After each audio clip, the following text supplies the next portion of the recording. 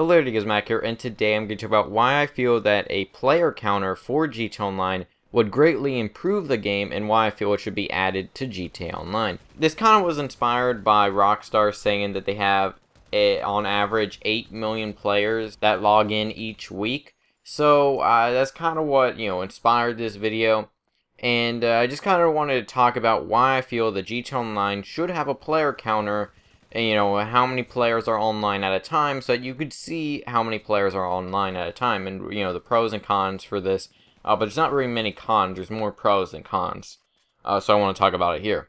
So if you don't know what I'm talking about, basically a player counter would just say how many players are online. So whenever you went into single player and you looked at online, before you went into online, it would say something like, how many players are online. So it would say, if there's 8 million players online, which is very unlikely, but, say there's about 500,000 players online on your console, and this would be, separate for your console, then it would say how many players are in online. So that if you want to play in online, you would know, oh, well, there's a good amount of players in online.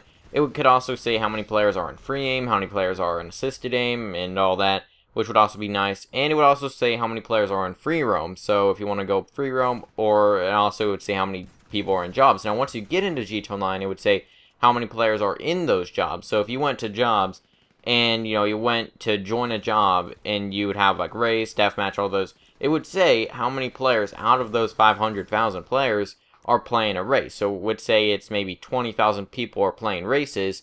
Then it would show you how many people are playing those races. Now, the number would change on how many players are, available in your free aim session or your assisted aim session and stuff like that. So if you're playing and you have, 20,000 people just in assisted aim races, then you may have maybe 5,000 people in free aim races or something like that. So if there's 500,000 people playing assisted aim, then, it'd also change if you're in a free aim lobby to about maybe 100,000 players. I'm not sure if those are accurate numbers on how many people play free aim compared to assisted aim. It's probably not, but those are just for an example. Now, I can't really find many problems with this. It wouldn't be that hard to implement, I don't think. Like, I'm not a game developer, but I don't think it could be that hard to implement into the game. And I feel like the pros definitely outweigh the cons on this. There isn't really a big problem with this. It wouldn't really add many problems. It would just give a lot more information to the players and even to Rockstar. And if they don't have a system like this, which I bet they do, this would just give them more information on how many people are playing these jobs. Maybe if there's not many people playing like parachuting jobs, which is probably not, then maybe Rockstar could go and take that information and maybe try and improve parachutings or something like that.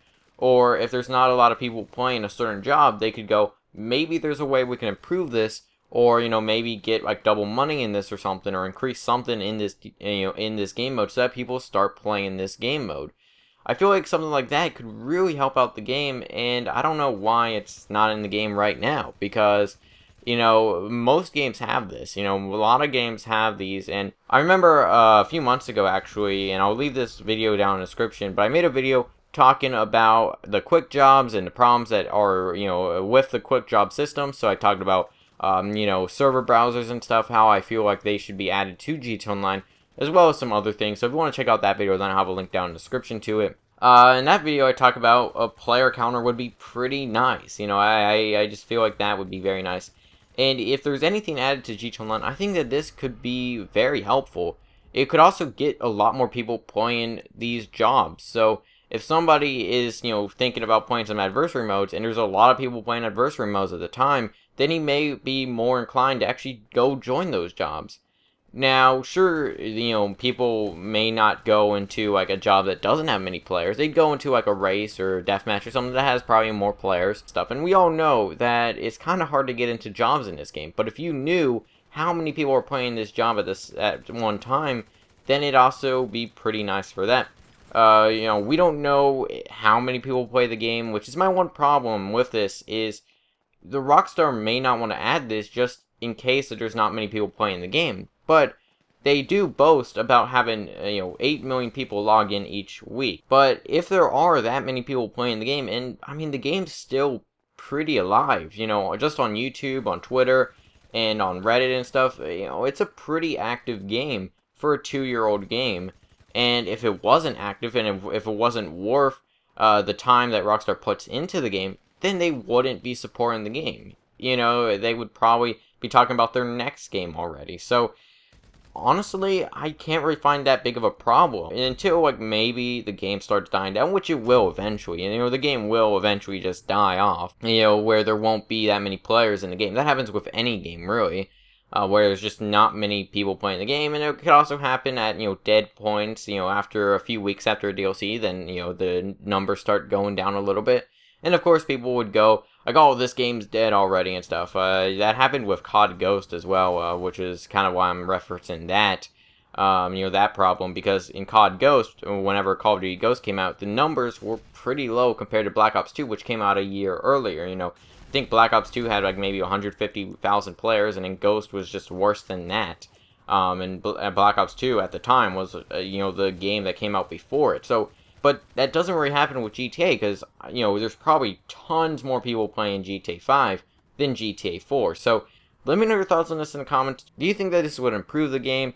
You know, I just feel like giving more information to the player base would be much more helpful. And sure, not everyone would use it. Sure, it isn't that big of a feature, but it is something small.